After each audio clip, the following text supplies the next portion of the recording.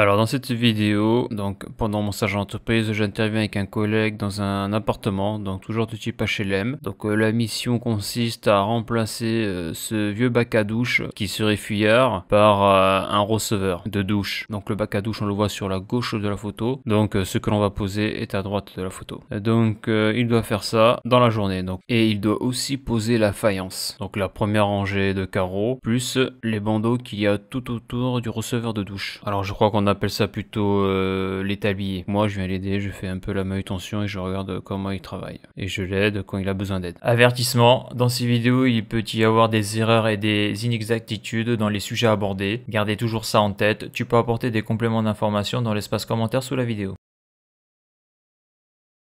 Donc on arrive chez le locataire, il est content de nous voir parce qu'il en a marre de son bac à douche qui fuit de partout. Donc on amène tout le matériel, tout ça, et donc là le collègue commence avec la massette à casser le tablier du bac à douche là. Donc là on est en train d'enlever tout ce qui est donc faïence, et derrière j'ai l'impression qu'il y avait des carreaux de plâtre, donc là on casse tout. Donc on constate aussi que l'appartement est ancien et qu'il y a beaucoup de moisissures dans la salle de bain. C'est mal aéré, donc on voit là il y a des cloques de moisi un peu partout sur la peinture, c'est dégueulasse. Donc avec le marteau ici là, il casse tout ce qui est faïence sur les petits tabliers là. Donc une fois que tout est cassé autour du bac à douche, il faut pouvoir enlever donc le bac à douche sans arracher la canalisation PVC, donc d'évacuation de ce bac à douche là. Donc là il défait la bonde, il prend son burin et donc là il tape dessus là pour le desserrer, pour le dévisser.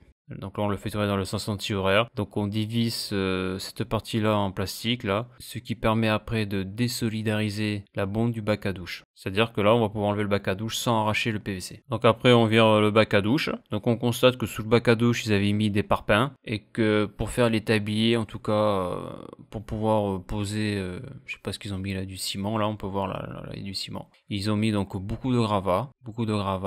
Et ils ont foutu du ciment ou du plâtre et par-dessus, après ils ont mis la faïence. Donc là, le bac à douche a été enlevé, tous les gravats ont été enlevés, donc on a tout nettoyé. Donc c'est important d'amener des sacs poubelles bien épais, bien résistants, en tout cas dans lesquels on peut mettre des gravats. Donc là, on peut voir l'ancienne bonde du bac à douche et le tuyau PVC d'évacuation de cette douche. Donc là, le collègue a posé le receveur de douche. Donc dessous, il a mis les pieds réglables, donc les mêmes pieds que l'on a pu voir dans la vidéo précédente. Donc la vidéo dans laquelle on remplace une baignoire par un receveur de douche. Donc là, il pose son receveur de douche et puis là, il essaye de voir comment il va faire les tabliers tout autour du receveur. Donc là, l'option qu'il prend lui là, donc il fait avec les moyens dont il dispose, il le fait avec des planches en bois. Donc je suis pas sûr que ça soit dans les règles de l'art, hein, parce que c'est une pièce qui est humide. Donc comme je l'ai montré dans la vidéo précédente, il existe des plaques de Weedy ou du béton cellulaire. L'intérêt de ces deux matériaux là, c'est qu'ils sont imputrescibles à l'eau, alors que le bois, bon, ça peut pourrir. Donc c'est pas top. Donc là il fait avec les moyens du bord. Donc là on voit ce que ça donne, hein. Donc là il cale la planche pour voir où est-ce qu'il va la taper. Après ici là, voir où la bonde va tomber au niveau du PVC. Donc là on peut voir sur le côté droit comment ça se présente. La planche est intercalée entre le receveur de douche et le mur. Après il faut trouver un moyen pour faire tenir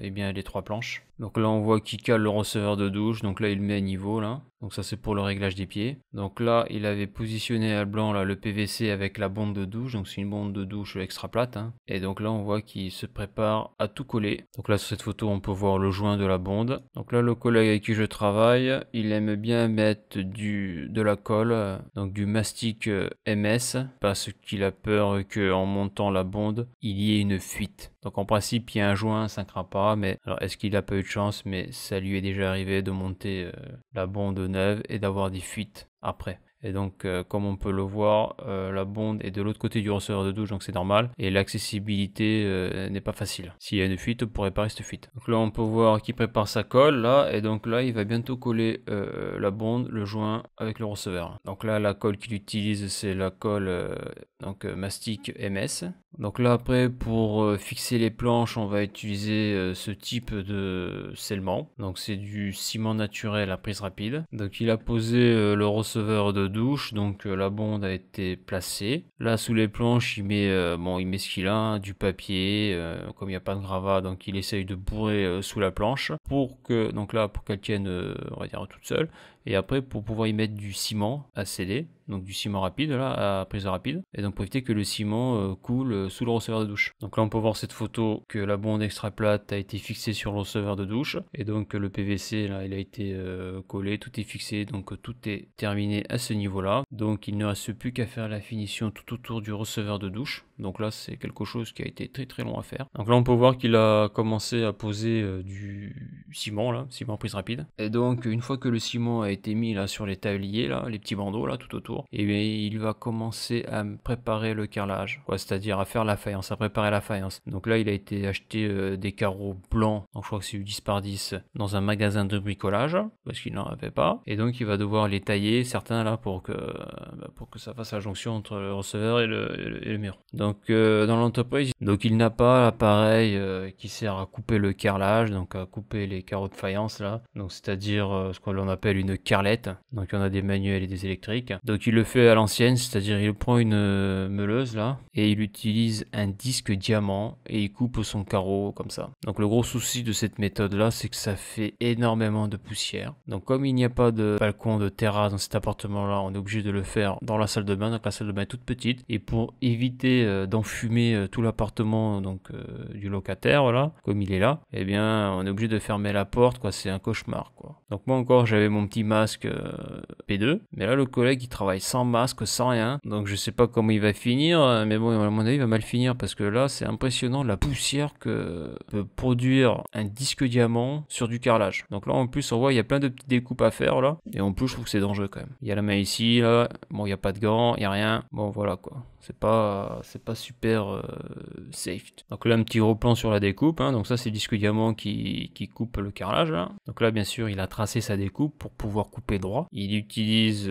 sa gamate comme support, donc voilà, donc, et il les découpe à la chaîne. Donc après pour placer les carreaux il faut utiliser de la colle. Donc là il utilise ce type de colle là, donc la colle en pâte prête à l'emploi, donc il n'y a rien à faire. C'est-à-dire quand on ouvre le pot on dirait du fromage blanc, c'est mou, donc c'est prêt à être utilisé. Et donc là sur les planches là, sur le tablier il met de la colle, donc il essaye de mettre de la colle de telle manière que le carreau là soit légèrement biais pour que l'eau coule directement vers le receveur. Donc là on peut voir là les carreaux qu'il a coupés, donc il est en train de les poser là. Donc là il avait des petits problèmes pour faire l'angle. Alors moi j'ai jamais fait de carrelage de ma vie, donc là j'observe, et comme en formation déjà on nous apprend pas à poser dans les règles de l'art un bac à douche ou un receveur de douche, donc en formation donc j'ai encore moins vu comment on fait pour poser de la faïence et comment on fait l'étanchéité dans les règles de l'art entre un receveur de douche et le mur. Donc là c'est la pure auto-formation là, donc j'observe bien le collègue comment il fait pour faire cette tâche là. Donc là après on voit là qu'il met la colle comme ça là avec son,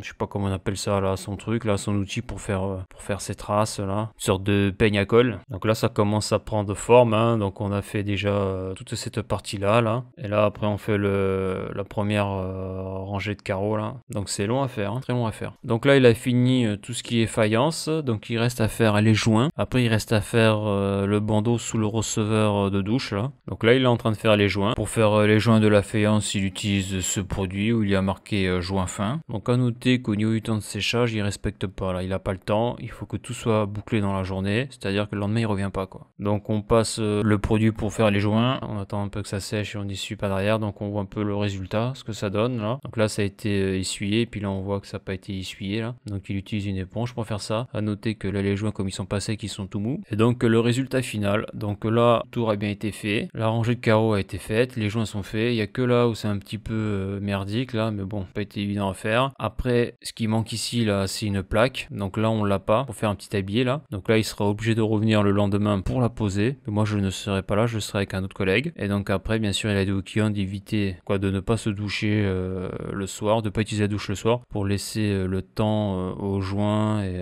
au ciment, à la colle de sécher toute la nuit. Bien sûr il a contrôlé que le siphon était étanche en y mettant de l'eau. Puis voilà, donc voilà comment il a posé son receveur de douche. Donc moi j'étais quand même content parce que sans formation je ne l'avais pas vu, alors j'aurais dû le voir, mais bon c'est comme ça. Mais à noter que les coupes là, sur le carrelage, poser la faïence, ça a pris un temps monstrueux quoi. Ça a pris 50% du temps quoi. C'est-à-dire que enlever le bac à douche, tout nettoyer, poser le receveur de douche, ça a été quand même assez rapide. Mais pour faire tout ce qui est carrelage, ça a pris un temps monstrueux quoi. D'ailleurs on a fini à 19h30 au lieu de 17h.